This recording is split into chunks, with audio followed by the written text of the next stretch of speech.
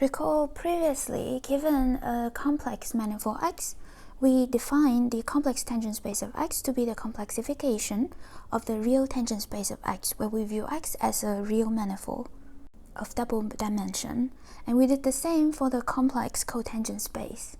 Then, given some local coordinates at some point P in X, we found a basis for the tangent space. This was defined to be the dual basis of this basis for the cotangent space, and we obtained this basis using the real coordinates on the manifold xi, yi. Now in this video we want to further study the complex tangent space of X.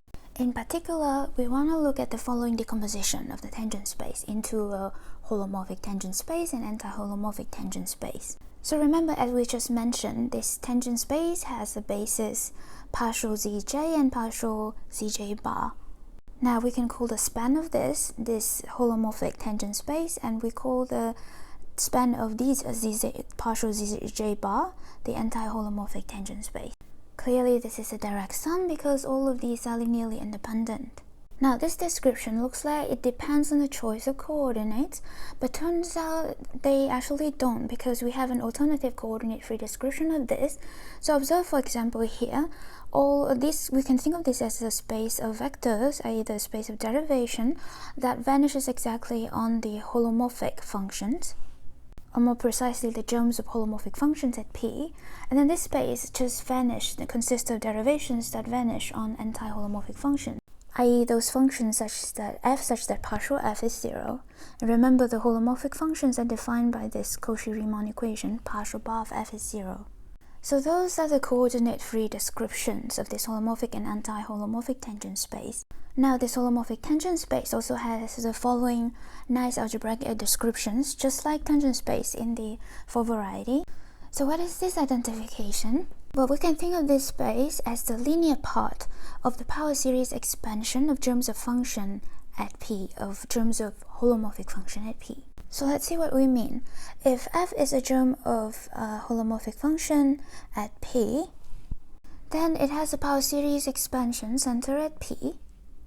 Here I have f minus f0, the constant term is gonna vanish at P, so it's gonna lie inside this. And then the terms of higher order here is gonna vanish in this square, so this f minus f naught can be represented in this quotient by just this linear term. And now we can identify each of these tangent vector, each of these derivation, as a linear map that sends this linear part to this coefficient in front of zj. In other words, we actually just take this partial derivative of this expression. Thus, each of these tangent vector define a linear functional on this, sending every f to this coefficient in front of zj in this Taylor expansion. Alright, so those are two ways of thinking about the holomorphic tangent space. We claim that there is another way, a third way. We claim that the holomorphic tangent space is actually isomorphic to the real tangent space. So let's see why. So first, observe that because the complex tangent space of X is just this complexification, then the complex conjugation on C will induce a complex conjugation on this tangent space. It sends every expression, if we want to use coordinate xj and yj, it sends this to basically this I to minus I, right? So we flip the sign here, and in terms of the coordinate zj, it just sends partial zj to partial zj bar. So that means these vectors are switched under conjugation, and in other words, that means the conjugation sends the holomorphic tangent space to the anti-holomorphic tangent space and vice versa.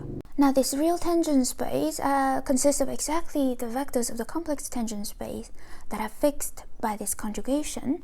So that means if I have a vector eta in this real tangent space, then these coordinates have to be conjugates of each other, because under conjugation this becomes this, so this coordinate becomes the coordinate of this.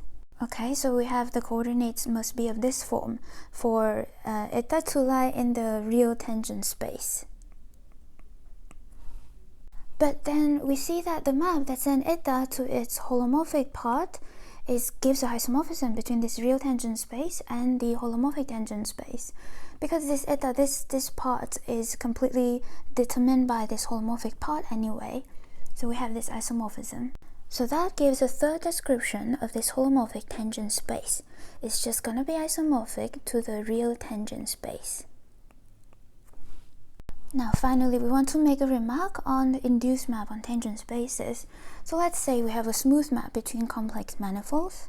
Then it is true from differential geometry we'll have an induced linear map on the real tangent space, which will induce a map on the complex tangent space because these are just complexification of this. So this map is induced by tensoring with C.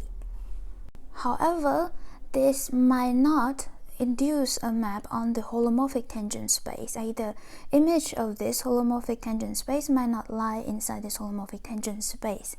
And actually we define F to be holomorphic if and only if it preserves the holomorphic tangent space, i.e. the image of the holomorphic tangent space should lie inside the holomorphic tangent space.